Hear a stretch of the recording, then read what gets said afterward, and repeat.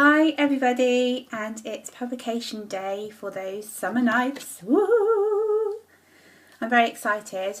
I'm not having a Facebook party today, but what I thought I'd do for you is I would try and read the first chapter of the book. So I have my Kindle at my side ready. I have to give a little warning. Although the book doesn't have very many swear words in at all, the first chapter does have a couple of words, so this is your warning that if there's children in the room, perhaps best not for them to listen to it. But anyway, I'm going to read it for you now. So this is chapter 1 of Those Summer Nights. Southampton, England. I've bought something. Imogen Charlton's breath caught in her throat, and her hand, under strain from a gut-buster breakfast special, started to tilt forward. Baked beans swam their way to the edge of the plate. Her brother Harry's statement had the cafe noises fading away, local radio playing the latest from Ollie Murs, banter from the truckers, fierce sizzling from the griddle in the kitchen, and old Joe's bronchial cough. It all slipped into the distance as her brain caught up with the three-word sentence. Steadying the plate, she looked her brother in the eye. It was a bloody boat. She knew it. A speedboat. Some hideously expensive Sunseeker he got for a bargain price from someone at the pub. She scrutinised him closer, wondering if she stared hard enough she might be able to see details of the purchase written on his face. How much money he'd thrown away. How many horsepower and what colour. The listing on eBay when it was confirmed a dud and not good for anything but parts. "Aren't you going to ask me what it is?" Harry asked in a sing-song tone. Imogen came too, looking at the plate of sausage, bacon, egg and those watery beans on a slide. She tightened her grip on the china and brushed past Harry, heading for table 5. Harry was hot on her heels, like an eager, untrained puppy. If he started to pant, they really were in trouble. Panting had happened before, just prior to him telling her he had bought a trailer tent. "Here we are, Brian. Sorry about the delay." Imogen slid the plate onto the formica table near the window, in front of their resident Harry biker. "Out of Daddy's ear, darling." Brian held up the empty bottle of brown sauce. Imogen smiled at her customer. "Can't have a fry-up without Daddy's. I'll be right back." She about turned, pushing stray strands of her blonde hair back into place and heading off to the kitchen. Out of the corner of her eye, she saw Harry's smile drop. "Why do I get the distinct impression I'm being ignored?" he asked, crossing his arms over his chest and looking affronted. Imogen turned back to him, feeling bad. The sparkle in Harry's blue eyes was fading, his floppy blonde hair slightly losing its bounce. She wiped her hands down the front of the apron and forced an upbeat look. She was betting, if it wasn't a boat, it was something in bulk.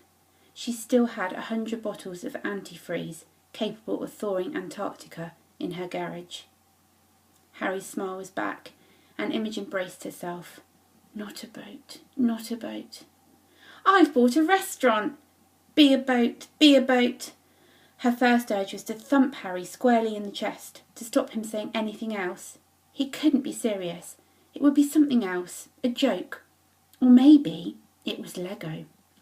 Yes, wasn't he constructing something serious with Tristan?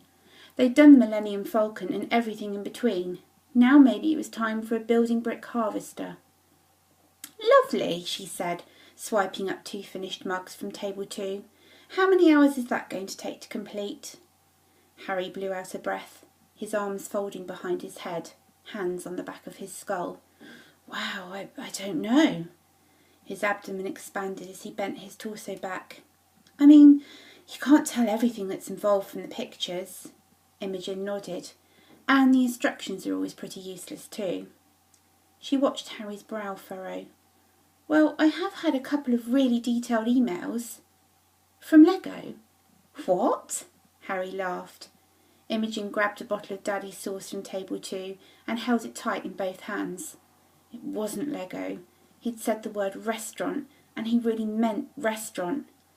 "Like this place?" Imogen asked, waving the sauce bottle to highlight the tables and chairs and people eating their way to heart disease. "Oh no," Harry said, shaking his head. "Not like this place." What did that mean? She didn't know what to say next.